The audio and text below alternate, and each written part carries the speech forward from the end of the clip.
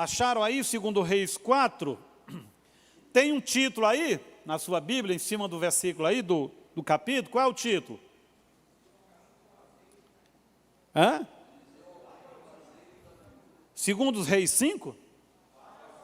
É 5, viu? Segundo Reis, capítulo 5. Naamã é curado da lepra. Então vamos ler. Naamã, comandante do exército do rei da Síria, era muito respeitado e honrado pelo seu senhor, o rei, no caso, pois por meio dele o Senhor dos céus dera vitória à Síria. Mas esse grande guerreiro, diga comigo, era leproso. Ora, tropas da Síria haviam atacado Israel e levado cativa uma menina, que passou a servir a mulher de Naamã. Um dia ela disse à sua senhora: se o meu senhor procurasse o profeta que está em Samaria, ele o curaria da lepra. Naamã foi contar ao seu senhor o que a menina israelita dissera. O rei da Síria respondeu: vá, eu lhe darei uma carta que você entregará ao rei da Síria. Então o rei de Israel, então Naamã partiu levando consigo 350 quilos de prata, 62 quilos de ouro e 10 mudas de roupas finas. Aí vamos lá para o versículo 8. Quando Eliseu, o homem de Deus, soube que o rei de Israel havia rasgado suas vestes, mandou-lhe esta mensagem: porque rasgaste as tuas vestes, envia o homem a mim, e ele saberá que há profeta em Israel. Amém? Coragem, né, irmão? Quando o rei recebeu a carta do rei da Síria, e na carta o rei dizia: estou te mandando esse homem com os presentes e cura ele. O rei achou aquilo um absurdo, porque o rei, na realidade, achou que a Síria estava querendo apenas uma desculpa para começar mais uma guerra. E a Síria, ela invadiu por várias vezes a nação de Israel, o reino de Judá. Então o rei falou: não, ele está tentando provocar uma guerra.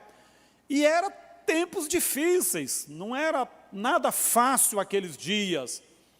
Então o rei, e por isso que o rei reagiu assim, perguntando ao comandante: porventura eu sou Deus para curar? Você está querendo uma desculpa para arrumar um problema e se levantar contra nós. Então Eliseu, o profeta daqueles dias, ficou sabendo e disse: fala para o homem, o comandante, vir aqui, para que todos saibam que há profeta em Israel.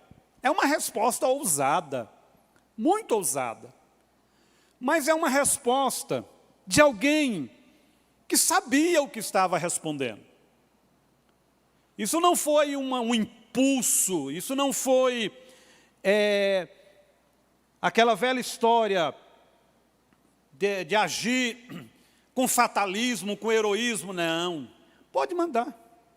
Com certeza o profeta já havia ouvido a instrução do Espírito Santo. Por isso, tamanha ousadia. E eu quero falar nesta noite sobre equilíbrio espiritual, sobre vida espiritual, sobre vida abundante. E para isso nós vamos ver aqui, fazer uma analogia sobre Naamã, sobre Geazi e sobre Eliseu. Geazi ou Geazi, da forma que você quiser pronunciar. Então, nessa analogia, eu quero analisar o comportamento de Naamã, o comportamento de Geazi e o comportamento, as atitudes também de Eliseu. Irmãos, quando a gente pega os personagens da Bíblia, em determinado contexto, um texto e no contexto, você pode tirar uma lição para ver na ação, nas atitudes deles, como você agiria e o que naquela circunstância pode ser princípio para melhorar, para abençoar a sua vida, para trazer mudanças. Por exemplo, quando Jesus cura lá em Mateus 8, ele cura o leproso no campo, ele cura o servo do centurião, aquele servo do centurião, na casa, e cura a sogra de Pedro que estava acamada. São 3 milagres de fato, mas os milagres têm o cunho de ensinamento, de princípio para ensinar a nossa vida. Aqueles 3 milagres tratam do processo da salvação. Primeira experiência nossa com Deus, a gente está no campo, no mundo, a gente é leproso do pecado, porque nunca foi tocado por Deus, não recebeu vida de Deus. Então o Senhor vem e toca. Depois a gente avança e a gente é como o servo do centurião. Estamos em profundas dores, porque aquilo é o tratamento da alma. A lepra, ela é visível porque é na carne. O pecado visível é o pecado da carne. Mas pouco se vê do pecado da alma. Por exemplo, arrogância, egoísmo. Porque as pessoas, elas se escondem, elas não falam claramente isso. Você já viu alguém pegando o microfone numa igreja, irmão, dizer: irmãos, eu quero confessar um pecado. Irmão, mas eu sou invejoso. Ninguém confessa isso.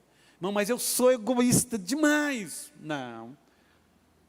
A pessoa usa outras palavras. Não, eu sou muito assim, é porque eu tenho ambição, eu quero crescer. Então, eles vão maquiando esses processos da alma. Então, o centurião disse: olha, o meu servo jaz em grande dor, ele é paralítico. Ele está lá sofrendo terríveis dores. O que é que mais dói no ser humano? Não é o físico dele. Quando Jesus põe a mão e cura o pecado, e perdoa o pecado, Deus vai trabalhar na nossa alma, representada pelo servo, que estava em dores terríveis. As nossas dores no dia a dia são as dores das nossas emoções, da nossa alma, os medos, uma série de coisas. Como o inimigo sabe que pode contar com a nossa alma? Pessoas que desistem de ministérios, pessoas que desistem de sonhos, pessoas que falam para você de manhã: eu estou um gigante, amanhã eu chego lá, e à meia-noite ele começa a murchar, adoecido com as dores da sua alma, e no outro dia a pessoa amanhece igual aquela flor, né, que está assim, começa a murchar assim, as pétalas que não caiu, está tudo engringuinhada, porque é um processo que nós estamos, todos nós estamos, a transformação da nossa alma. O Senhor perdoa o pecado com um toque do seu Espírito, com um toque das suas mãos. A lepra do pecado vai embora. Porque o pecado não atinge Deus, não mancha Deus. Quando o pecador vai para Deus, ele só recebe, ele não transfere nada para Deus, porque Deus é poderoso. Irmão, judeu nenhum chegava perto de um leproso. Só que ali quem estava era o Salvador. A Bíblia diz que Jesus o tocou e ele foi curado. No outro aspecto, perdoado, levantado. Mas como é que o Senhor faz a obra na vida do criado? Enviou-lhes uma palavra de autoridade. Diga: cura da alma. Passa pela palavra, pela Bíblia. Palavra, ensinamento, palavra de autoridade. O homem disse: basta o Senhor liberar uma palavra. E quando eles chegaram em casa, o rapaz estava curado. E depois, à tardezinha, a Bíblia não cita as coisas por acaso. Ao cair da tarde, do sol, Jesus entra na casa de Simão Pedro, a sogra dele estava lá. Era uma boa sogra. Porque Simão Pedro era nervoso, irmão. Se a sogra não fosse boa, ela não estava lá, porque Pedro puxava da espada facinho. A Bíblia diz que Jesus entrando, vendo que ela estava com febre, tocou e ela passou a servir. Isso é o terceiro estágio. Deus toca para perdoar o pecado no leproso, Deus cura as doenças da alma pelo criado, e Deus levanta o nosso espírito para servir com abundância, com graça, com força. Ela passou a servir. Então, vocês estão vendo como esse texto são 3 curas, mas que transmite ensino, que tem uma revelação, que tem algo que eu posso trazer para a minha vida hoje. Então o cristão precisa estar sempre atento. Eu já passei da fase do leproso, Jesus já me encontrou. Será se eu já saí da fase do criado em profundo dores e sofrimento, a fase da alma? Senão eu preciso avançar, eu preciso sair disso. E será se eu já alcancei um padrão de espírito, de andar no espírito, que basta uma palavra, um louvor, que por mais que eu chegue na igreja com febre, primeiro, irmão, febre não é doença. A febre é um indicador que algo não está normal. O cristão pode até ter abatimento no espírito, mas ele precisa fazer a leitura, que se ele vier para Deus pela oração, por o cântico, Deus vai tocá-lo de forma fácil. Ninguém precisa tocar em você, é o Espírito Santo. E o levantar de quem já tem um padrão interior no Espírito é rápido. Ela rapidamente passou a servir. Passou a servir. Então, são 3 curas de fato, mas tem o ensino. Nesse contexto aqui não é diferente. Se você pegar o ministério de Eliseu, você vai observar que Eliseu, tudo dele é muito na direção do Espírito Santo. É muito. Irmão, é um dos ministérios do Antigo Testamento que mais tem evidências do Espírito Santo. É o ministério de Eliseu. É um negócio extraordinário. É um negócio, ele tem uma condição de ouvir Deus invejável. Pode olhar depois aí no livro de Reis, a partir do capítulo 4. Cada milagre é uma perfeita sintonia com o Espírito Santo. O espírito de Elias era muito aguçado. Ele percebia o mover de Deus, ele fazia a leitura. Irmão, por mais que a crise estivesse diante dos olhos de Eliseu, por mais que tivesse circunstância, adversidade, horizonte escuro, ele conseguia ouvir a voz do Espírito Santo. É um negócio extraordinário. E na vida cristã, sempre teremos guerra, batalha, problema. Sempre. Tem dia que chega o dia mau. Mas o que muda tudo? É a minha condição interior de andar no Espírito e à luz da palavra. Por exemplo, lá em Lucas 8, Jesus diz assim: vamos entrar no barco, entrem no barco, nós vamos para o outro lado. Quem foi que falou, irmãos? Jesus falou, portanto, Deus falou. E os discípulos entraram, Jesus catou um travesseirinho e agarrou no sono. E de repente vento, tempestade, e o negócio estava ficando escuro, irmão, complicado.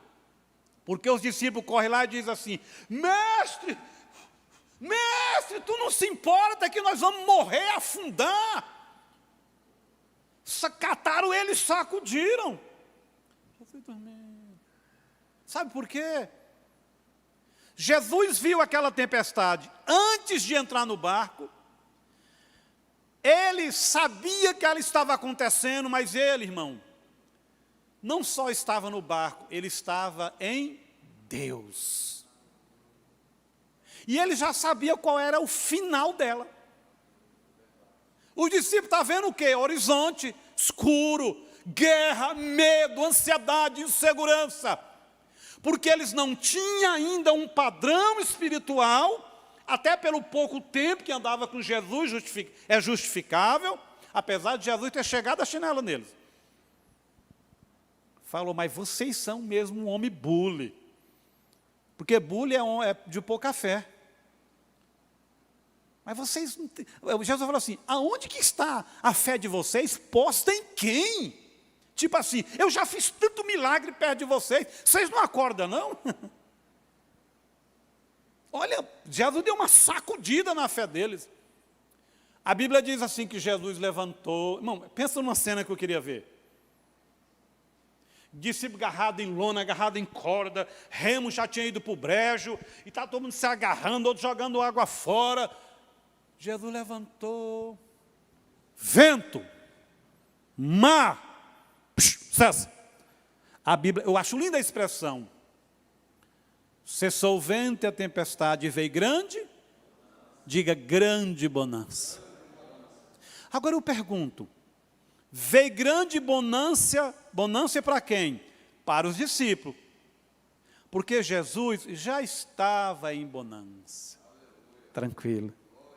Então a questão não é o que é visível. A questão é como o meu coração está em Deus.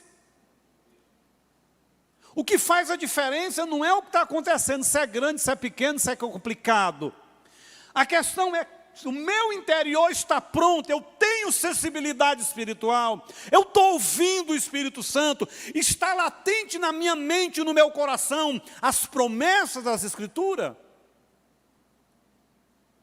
Eu contei para os irmãos aqui que eu cheguei numa igreja por acaso, passei na porta e entrei, né, no meu sentido por acaso, né? E na hora que eu cheguei, o pastor da igreja estava chegando assim, eu parei porque eu vi ele, e chega uma teóloga, anos dando aula em seminário. E eu respeito demais o sofrimento dos outros, irmão. Pensa numa pessoa que respeita eu. Tanto é que você tome cuidado, viu? Porque se eu perceber que Deus está querendo te dar umas cajadadas, eu não te falo, eu deixo Ele dar. Dá a Deus, porque comigo Ele não vai aprender, com o Senhor Ele vai. Já cansei, irmão, de estar assim, olhando para a pessoa me contando a história dele, eu já sei o fim. Já sei até onde a varada vai pegar. Falar, amém, irmão, vamos continuar orando, né?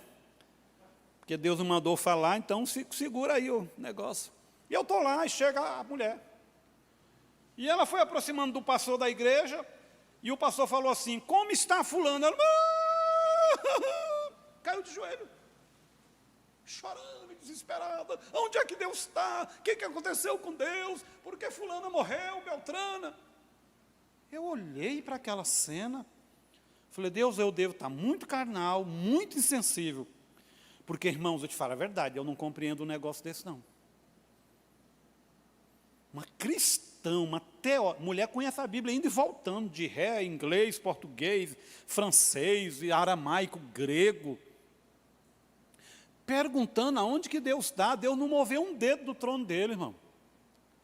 Deus é soberano. Se Ele quiser, irmão, colher os frutos dele, Ele vai colher. Com ou sem pandemia, Ele colhe, irmão. Isso é fato. Fato. Fato. Aumentou o número de senha nesses dias, né? Tem muita senha sendo chamada. Mas é muito engraçado mesmo, é quando um homem pega Covid. Você morre, mas não é coisa de rir não, mas homem é trem mole, viu? Irmão, a mulher está com Covid, ela limpa a casa, ela socorre o menino, ela socorre o marido, mas se um homem pegar, irmão do céu, é um negócio complicado. O homem, acabou, tem que juntar 10 para cuidar dele. Não é fácil. Aliás, o homem gripa, né? Graças a Deus que o homem não tem fluxo menstrual, porque se tivesse, irmão, acabou, seria 10 dias de folga cada mês. 10 dias de folga. Então, observa isso, pessoas com 30 anos de história de evangelho, e que não têm uma percepção, fazer uma leitura, de um momento de aparente perda.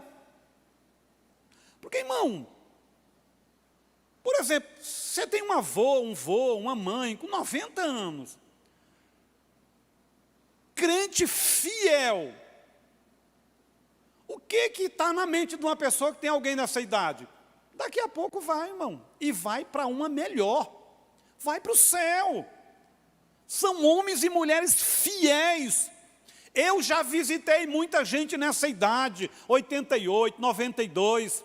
Sabe qual é o discurso deles? Estou pronto, pastor. Já fiz até a minha roupinha para ir. A minha sogra tem uma roupa para ir.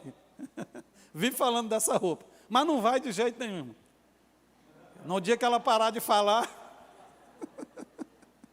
Ô, irmão, você... Calma, hein? Ô, dona Angelitinha, ó, eu amo a senhora, viu?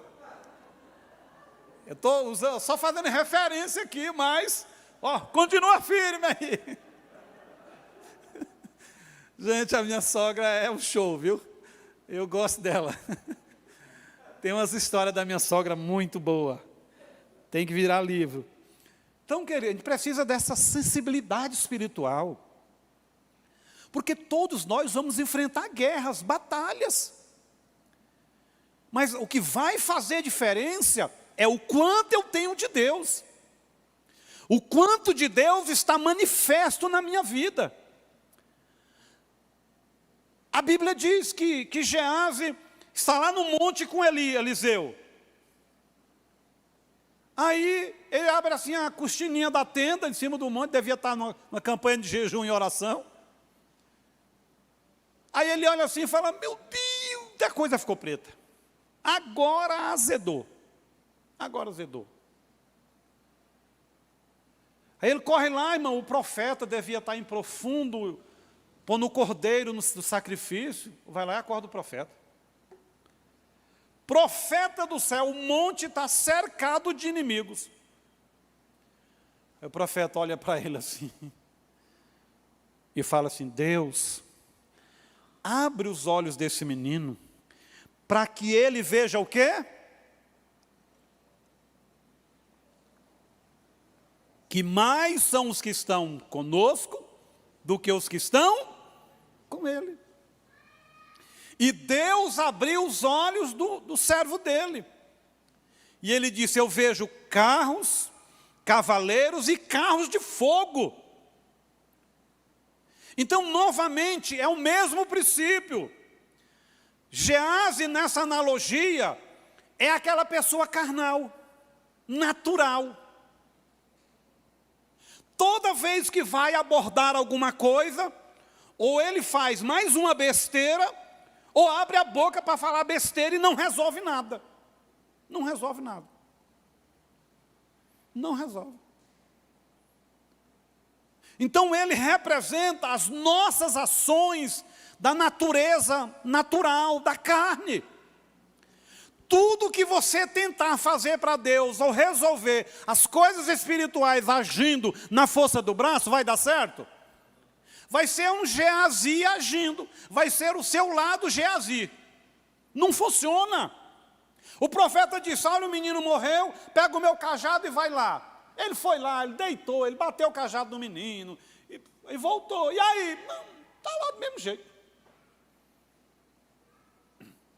Porque, irmãos, a gente precisa compreender essa centralidade.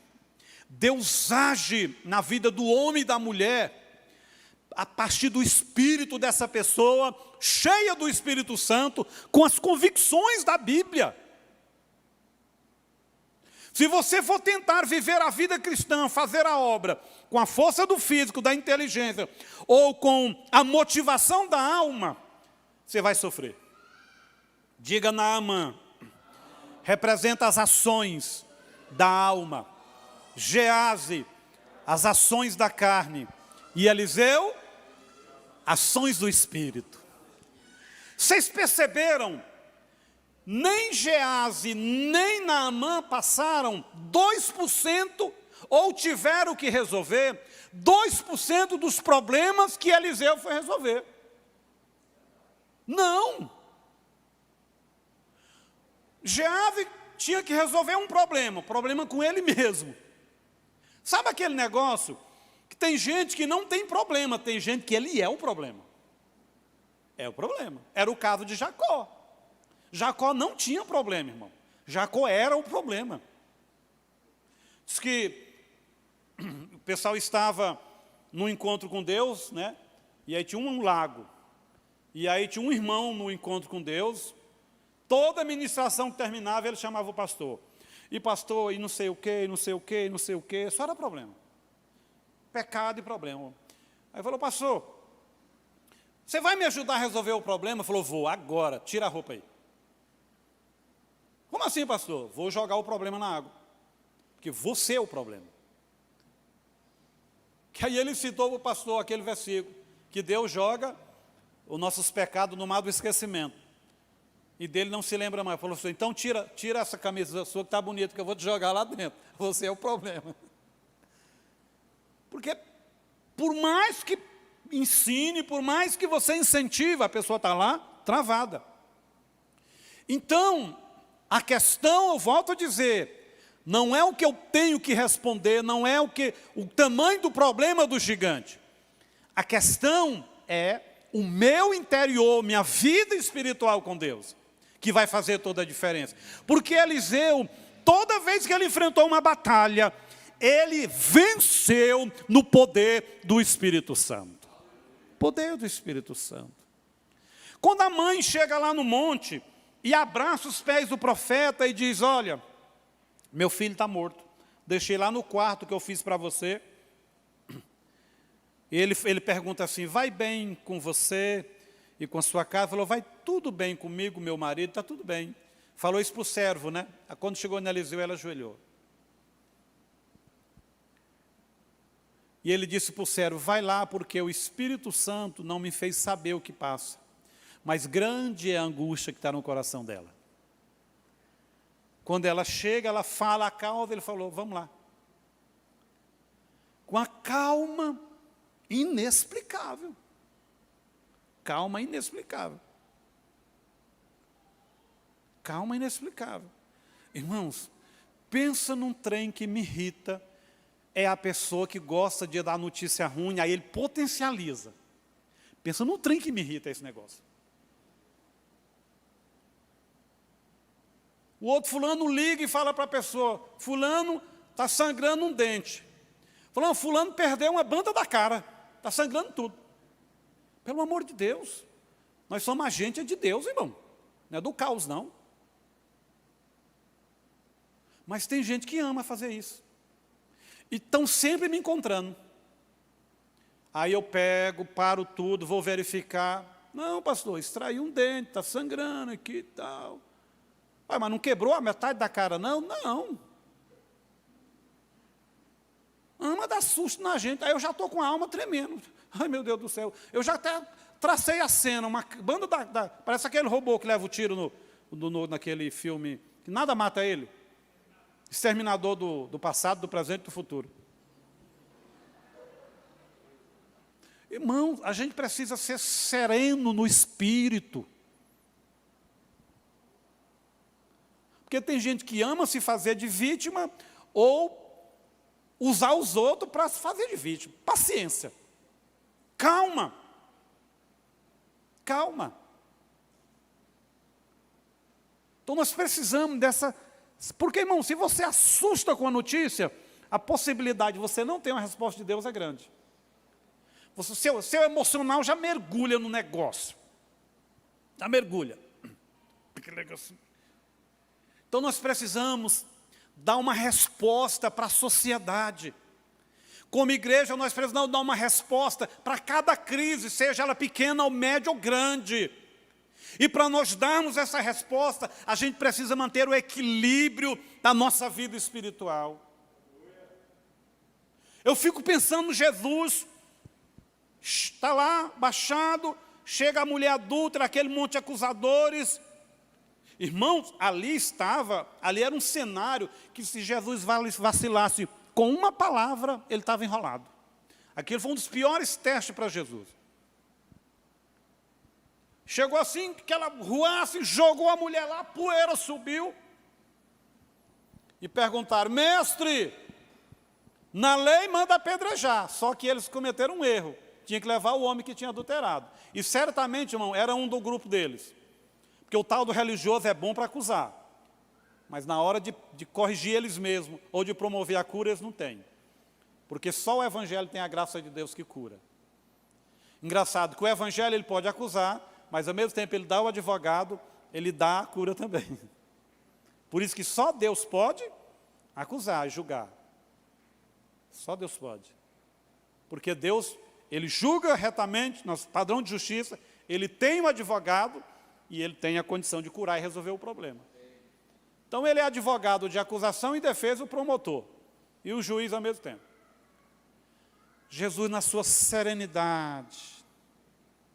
E eu te falar uma coisa, era homem, Jesus naquele ali é homem, que tem sangue, que ferve, e um monte de gente passando raiva nele, irmão. Porque pensa num cara que passou raiva no ministério, foi Jesus.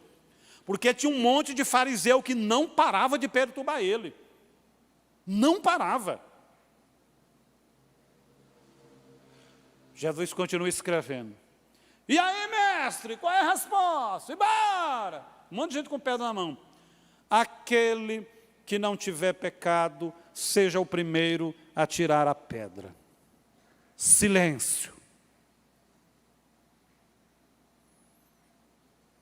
Aí só escutou assim, ó, as pedras caindo. E o povo saindo o quê? Sapatinho de algodão. Caladinho. Um homem e uma mulher equilibrada no meio de uma crise faz toda diferença. Toda a diferença.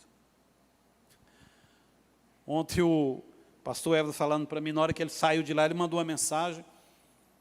Irmãos, e aí um profissional lá da área da saúde, na hora que ele chegou lá no hospital, falou assim, e esse olhinho aí, para que é? Porque eu fui lá, mandei o Carlos levar um óleo para ele lá ontem. Manda um óleo, pastor, porque também resistiu o capeta, esse Covid, manda um óleo para mim hoje. Eu mandei o Carlos levar um óleo lá para ele, lá no Canedo. O Carlos fez igual o Sirineu, vai lá ajudar ele a carregar a cruz. Leva o óleo para o homem. E ele foi para o hospital, levou o olhinho, estava aqui um dia, né? Um dia. Faltou fazer o sinal da cruz. E o enfermeiro olhou assim, você acha que esse olhinho aí vai te... Vocês crentes é uma graça. Que pensa o camarada, vomitando sangue. E mais umas coisas junto, que eu não vou falar porque não é nada ético, né? Assim, não conseguia falar. Dor atrás, o pulmão doendo atrás, quase de rasgar as costas. Entrou lá dentro, ficou um tempo lá. Os médicos deram os remédios, liberou, ele sentou lá com o olhinho na hora que ele vai entrar no carro, quem que chegou? O enfermeiro. Aí ele, te falei que Jesus não ia deixar eu aqui? O olhinho, meu filho, funciona, porque quem me mandou foi um homem de Deus. Irmãos, é fé. É fé. Ele estava diante de uma crise. Ele estava diante do desafio, era a vida dele. E ele conseguiu manter a centralidade de orar, se ungir e ainda pregar para o povo. Falei, ô Jeová, segura esse vaso vivo para ele dar mais fruto. Cuida desse vaso. Então, irmão, problemas todos nós vamos ter. Nós somos como Eliseu. Nós vamos estar diante de desafio, diante de problema. Mas nós vamos agir como um Eliseu, que representa o nosso espírito em Deus, ou como um Gease, que representa a nossa carne, ou como um Naamã, que representa a nossa alma. Qual vai ser a nossa resposta? Pastor, como é que você coloca Naamã nesse processo aí? Vocês viram que Geazi, tudo que vai resolver, ele arruma um problema. Ele não resolve nada, ele arruma outro. Na hora que Eliseu curou o homem, que o homem, vocês viram na leitura aí, irmão, os presentes, o cara ficava rico naquele tempo. Irmão, dava para o cara aposentar com aqueles presentes. Aí, Geazi olhou assim e falou, cara, o profeta não aceitou nenhuma veste. Tantos quilos de prata, de ouro. Aí na hora que o carro saiu, ele foi por trás da casa do profeta e ó, picou a mula. E alcançou lá a caravana. Ô moço, é o seguinte, o profeta mandou dizer, diga isso é carne. Isso é carne, irmão. O profeta mandou dizer que chegou 2 discípulos do grupo dos profetas, e ele pediu para o senhor mandar aí 30 não sei o que se era de prata e 2 vestes. E Naamã, pois não, eu vou mandar 60. Porque se é 2 servos, 30 para cada um, e vou mandar 2 vestes, uma para cada um. Aí ele pegou, passou na casa dele e guardou escondidinho, ninguém viu. Porque essa é a grande ilusão da carne, né? A bicha, ela pinta o cenário tão perfeito que ela acha que nem Deus vai ver. Quando Geazi chega lá na tenda do profeta, o Espírito Santo já tinha falado para o profeta. Não, eu era jovem, eu morria de medo dos profetas. Porque jovem, às vezes a gente vacila, né? Pouquinhas vezes, mas vacila. Muito pouco. E os irmãos falavam assim, vamos ali, tem uma profeta ali, um homem de Deus. Eu falava, acho que eu não vou não. Primeiro eu vou ver se eu estou tudo bem, vou fazer um jejum. E eu já entrava na casa e disse, Senhor, não revela nada não, não fala nada. Deus, faz eu invisível essa profeta. Nem quando manifestava demônio. Deus, que os demônios não me vejam, me cobre com teu sangue. Senhor, não deixa esse demônio nem olhar para mim, que eu nem vou olhar para eles. Aí o Geazi chega lá e ele... Porque o seu espírito, cheio do Espírito Santo, sabe tudo que a sua alma e a sua carne faz. Falou, vem de onde, Geazi? Não, estava por aqui mesmo, assim, né? Está tudo bem. E virou assim, porventura, o meu espírito não foi com você quando tu correu atrás da caravana e buscou recompensa que Deus tinha me falado para não receber? Portanto, Geazi, a lepra que Naamã veio com ela e deixou aqui, vai visitar você e a sua descendência. A Bíblia diz que ele saiu da presença do profeta branco de lepra. Branco. Porque toda vez que a gente anda na carne, toda vez que a gente deixa o Geazi aparecer, vai ter consequência, irmão. O trem vai dar alguma coisa azeda. Por isso que Paulo não cansa de dizer para a igreja nas cartas, ande em espírito, viva na verdade, ande em espírito, viva no espírito. Ouça o Espírito Santo pela revelação da palavra. Irmãos, o Espírito Santo, Jesus disse assim, ele vos lembrará de toda verdade. Diga, na Bíblia está toda a verdade de Deus. Se você conhece a Bíblia, o Espírito Santo tem como falar com você. Te avisar que a sua rota está errada, que precisa ser corrigida. Então, essa sensibilidade espiritual, ela precisa ser buscada. Porque muitas vezes, a gente se encontra em determinada situação, que a gente tenta achar um texto da Bíblia que explique aquilo, a gente não acha. Porque a vida é muito diversa. Tem situação que você pensa, meu Deus, isso aí não tem nada da Bíblia que me deixa, que fique claro isso. Isso pode acontecer. Às vezes a situação é tão complexa, tem tantas variantes que você fala, meu Deus, que resposta eu vou dar? Como é que eu vou agir?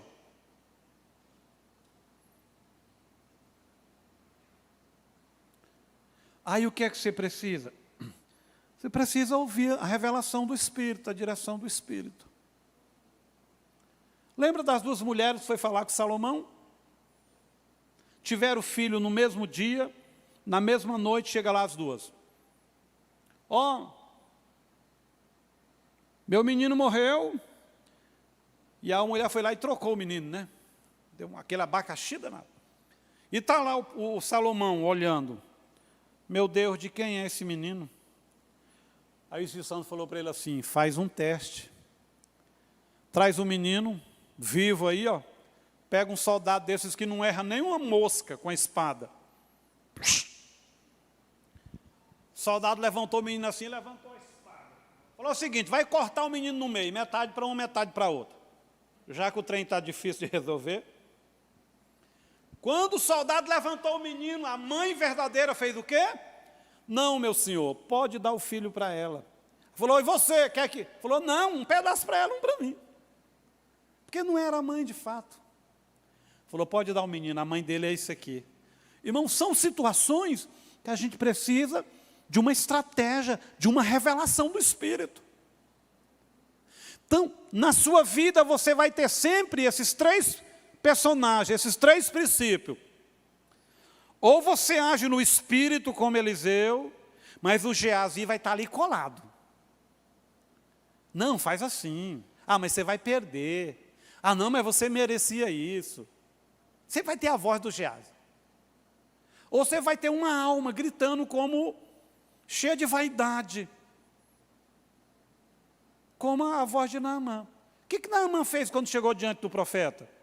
O profeta, irmão, ficou lá no quartinho dele, falou para o servo, vai lá e fala para ele o seguinte, para ele entrar lá no Rio Jordão e mergulhar 7 vezes. Qual é a expressão que está lá no capítulo? Eu achei. Eu tinha certeza que esse profeta, sabendo quem eu sou, o grande comandante do exército do rei da Síria, homem de muitas vitórias, condecorado em tudo, premiado, eu achei que ele viria, com as suas mãos ungidas de profeta, passaria em mim, oraria, pediria ao seu Deus para me curar. Noutras palavras, ele queria ser extremamente bem tratado. Eu pergunto, essa é ou não uma expressão clara de como age a nossa alma, o nosso ego? Irmão, ninguém gosta de ser deixado em segundo plano. A gente gosta da primeira cadeira. Engraçado que quanto mais a pessoa fala que é humilde, é porque ela não é. Não, eu sou humilde. Pode me deixar lá no cantinho. Mas ele está doidinho para você dizer assim, não, senta aqui na minha cadeira.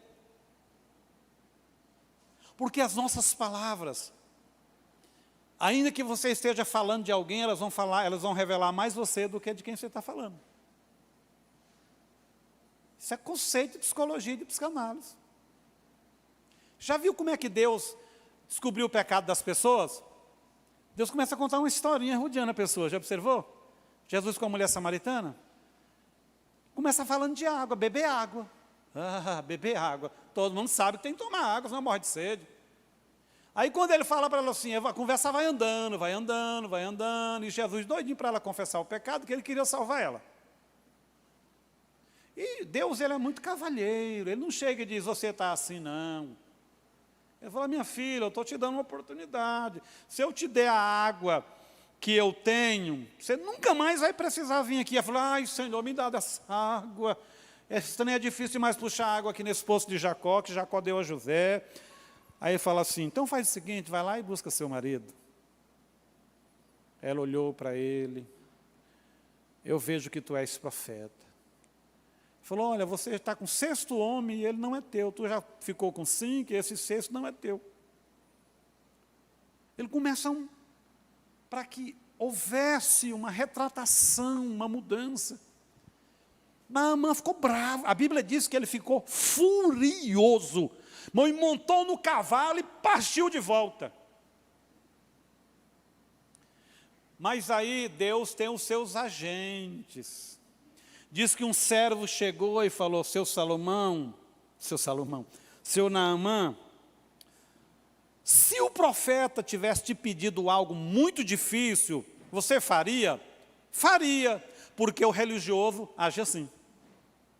Se você mandar dar uma cruz, não anda 1 quilômetro com a cruz, ele vai fazer.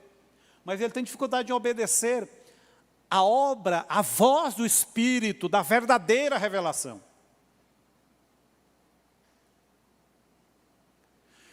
Então, meu senhor, por que o senhor não mergulha nesse rio aí? Eu não quero, fazendo bicão, irmão, sabe aquele bicão?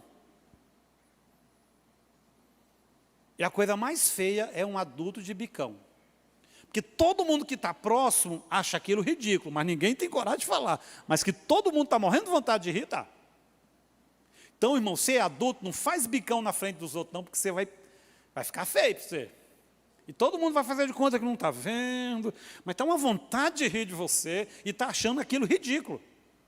E eu vou te falar uma coisa, a nossa alma é covarde. Ela faz a gente passar essas vergonhas. Já imaginou, irmão, um comandante de bicão fazendo biquinho. Eu não vou entrar nessa água aí, não. Lá onde eu moro tem Abana e Farpá, que são águas cristalinas. Eu entrava lá e seria curado, e o homem está lá, o servo está lá. Meu filho, tu está passando vergonha, nós somos subordinados teu. Olha o que você está falando, você está parecendo um bebê. Porque isso é característica da alma do ser humano, ela faz a gente de bobo. Você já viveu uma cena assim, que aí quando você no outro dia levanta e fala, meu Deus, eu não acredito que eu fiz isso, não. Só os que já passaram por isso falam assim, Irmão, tem hora que a gente tem cada reação, que no outro dia, se a gente pudesse voltar o relógio do tempo, a gente nem passava perto do lugar, nem da pessoa que a gente teve aquela reação. Mas, infelizmente, não tem como voltar. Então, o que é que nos resta? Aprender a lição, ficar mais vigilante. Então, eu quero que você se veja nesses três personagens. Quando você age no Espírito, você é um Eliseu. Que por mais que seja trágico, difícil, você mantém a fé e uma centralidade. Uma serenidade diante de uma situação difícil. E com isso, irmão, a fé vai ferver, a direção de Deus vai acontecer, a voz do Espírito vai manifestar, e você vai poder contar com o poder sobrenatural de Deus. Deus não deixou Eliseu na sinuca de bico nenhuma vez. Nenhuma vez. Lembra quando um grupo resolveu sepultar um cara, o cara devia ser daqueles que não compra jazigo, que não paga um plano de funerária, que no dia que morre dá trabalho para todo mundo, né? Que é incrível como tem gente assim. Os 50 reais você paga um plano funerário, mas para depois você não está dando trabalho para os outros, pedindo roupa emprestada, um café para um açúcar para outro, metade de um caixão para outro. Vai numa loteria, você paga R$ 39 uma vez por ano, você tem tudo. Caixão, lanche, translado, tem tudo. E se você fizer de R$ 30, R$ 39, todo mês você corre a 30 mil reais. Olha eu fazendo propaganda da Caixa, né? Tem outros aí que você paga mensal, 70, 50. Caixa Econômica, você paga uma vez só, uma vez por ano. Você está segurado. Aí está lá os caras enterrar o cara, e lá eles perceberam que vinha um exército. Pegaram o cara e jogaram na cova de quem? Do Eliseu. O corpo do cara bateu lá morto e pulou vivo. Irmãos, a unção estava lá nos ossos do profeta.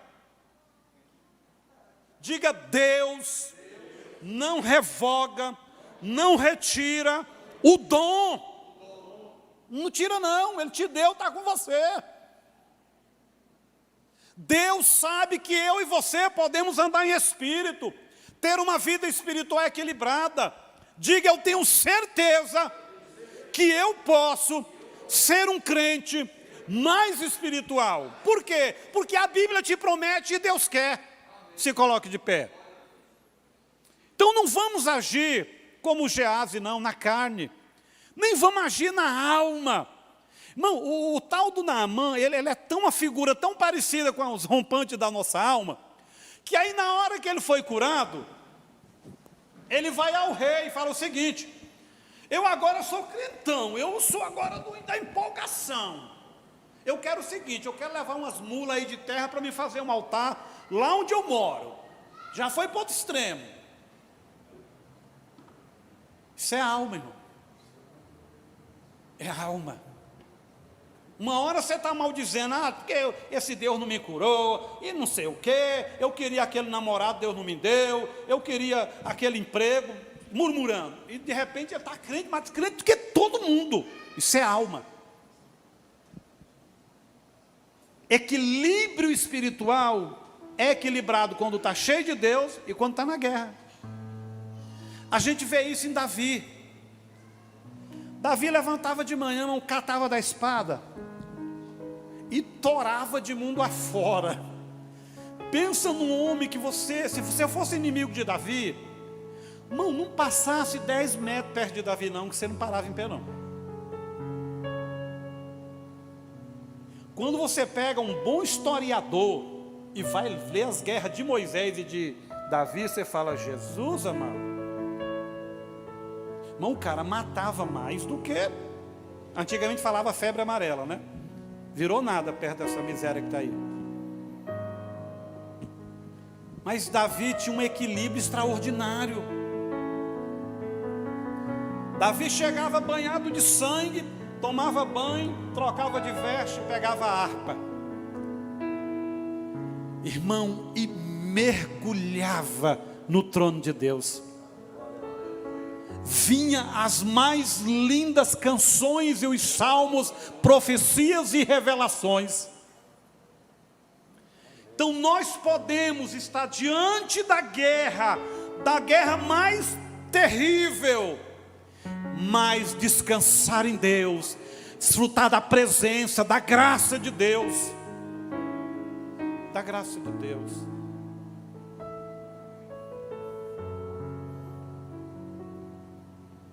A partir de agora, eu fosse você, depois dessa semana, ler o capítulo inteiro, capítulo 5, para ficar assim fixo na sua mente.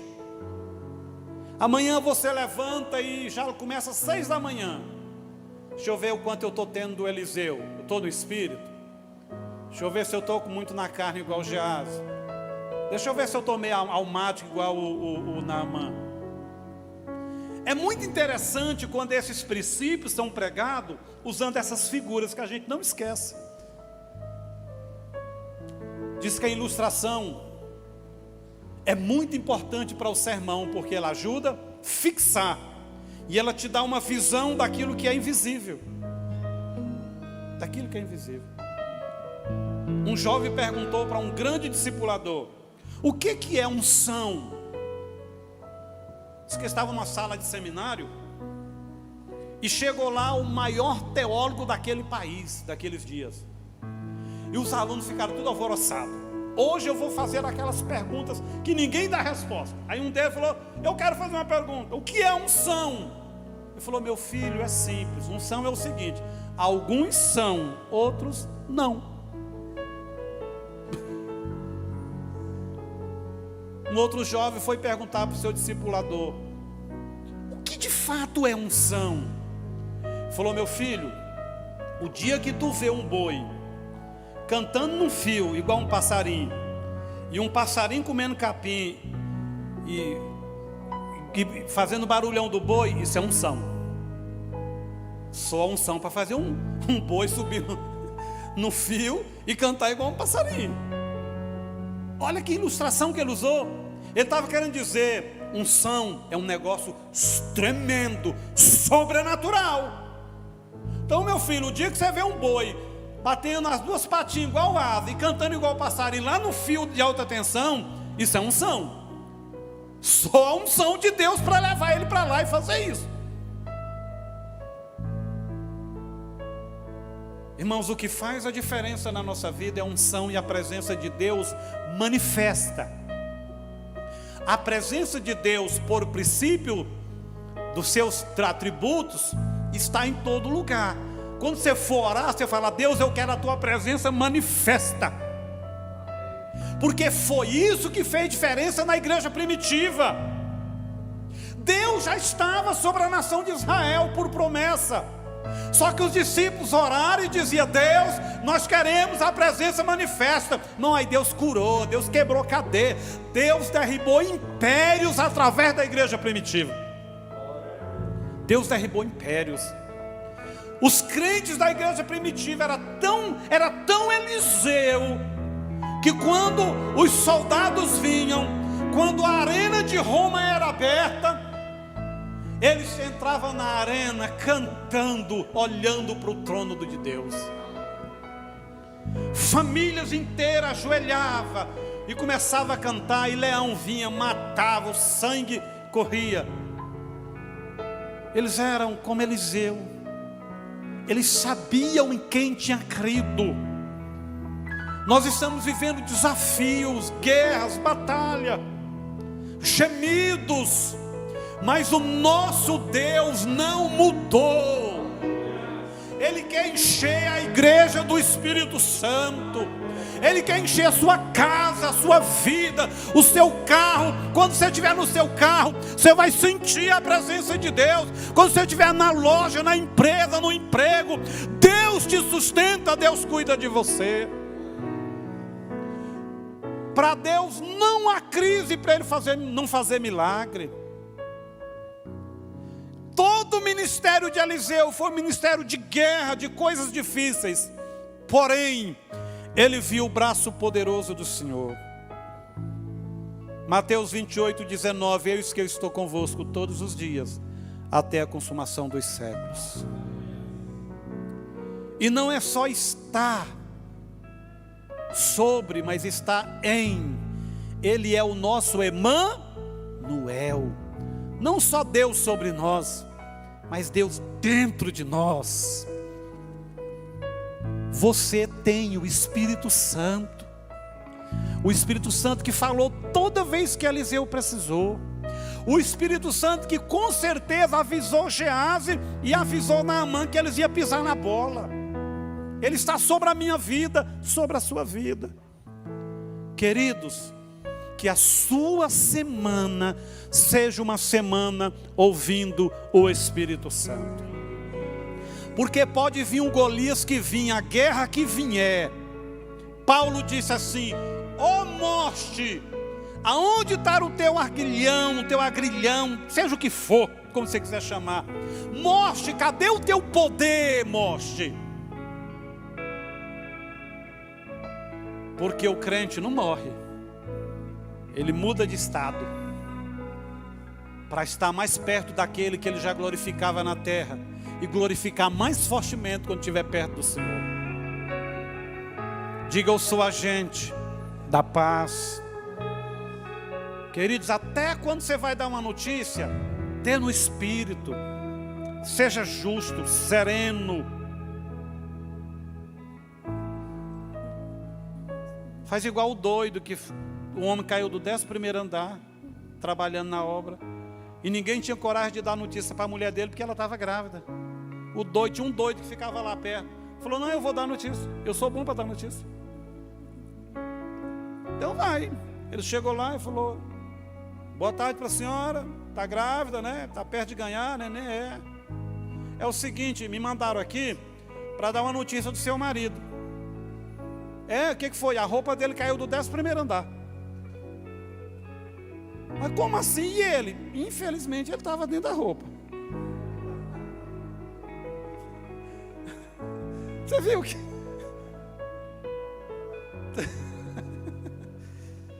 O doido, irmão. O doido era um cara inteligente.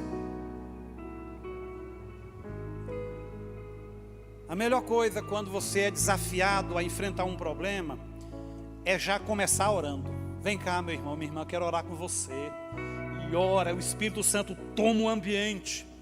Quando se abrir a boca, ainda que as suas palavras tenham que ser espada, a anestesia já foi na frente. Irmão, não tem nada mais curador do que um abraço.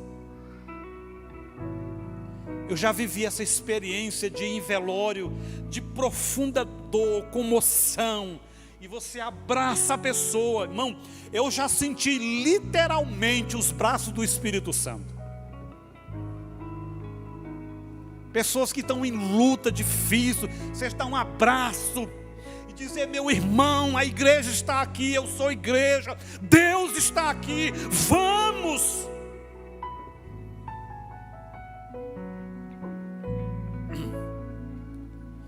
Homens espirituais, é incrível. Conheço um homem que ele tem um dom de aconselhar pessoas. Você entra na sala dele com um monte de problemas, você fica 1 hora com ele, irmão, e aí ele fala com você, faz uma oração de tamanhozinha. Eu falei: gente, que oração mais fraquinha. Mas você desce, Você está com todos os problemas, só que você é outra pessoa. É incrível, é um dom, é um dom.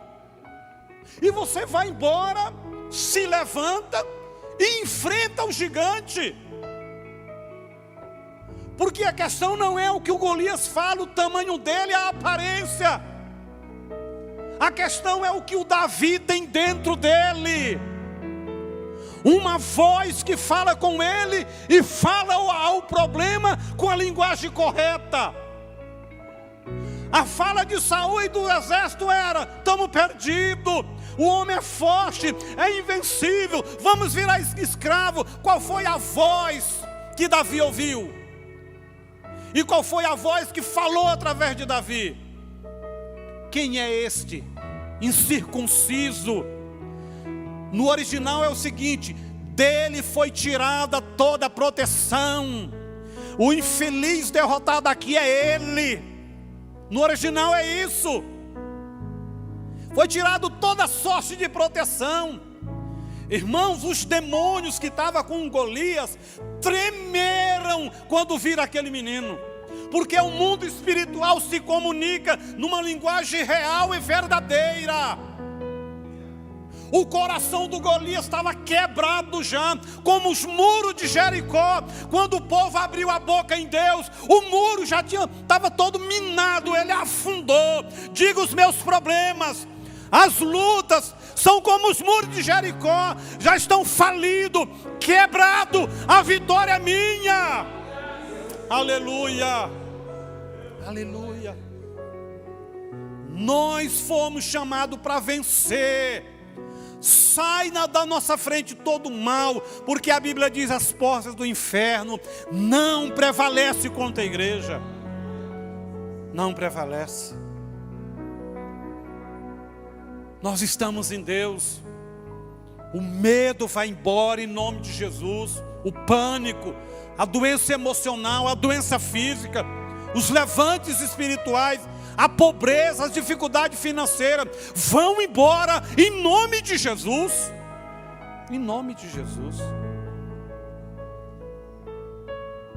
Golias não ouviu a voz de um menino lá de 17, 18 anos. Golias ouviu a voz do grande Deus que passava pelo menino.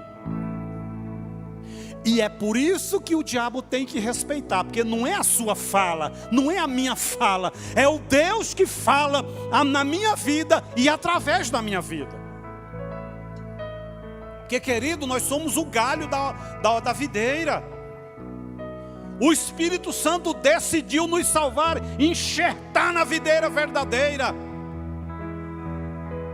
A questão não é a importância, não é o galho, é o tronco que o galho está. O tronco é vivo, o tronco tem seiva, o tronco tem cura, o tronco tem paz, o tronco tem um nome: Senhor Jesus é o nome do tronco. E o tronco diz: o Pai cuida de mim, eu cuido de vocês e dou vida, e vida com abundância. Aleluia. Vamos celebrar? Vamos orar? Livre, tira todo fardo, descansa seu coração. Esse vírus vai passar, a vacina vai aumentar. Em nome de Jesus nós vamos continuar clamando e vamos ver a vitória. Vamos ver a vitória. Quantos querem fazer uma oração a Deus essa noite? Falou: Deus, eu quero te servir melhor. Talvez você tenha motivos para agradecer, agradeça. Não baixa a sua cabeça não, tem um gigante, tem uma luta. Você é um Eliseu. Eu quero que você clame: Deus, eu vou sair daqui vivo com essa palavra. Amado Pai, nós te adoramos. Levante as suas mãos. Nós te adoramos. Nós te adoramos pela tua palavra. Nós te adoramos porque o Senhor fala na vida da igreja. Nós te louvamos porque o teu Espírito está aqui.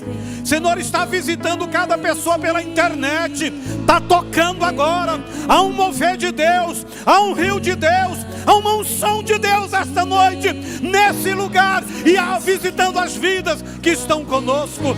Espírito Santo, Espírito Santo, oh!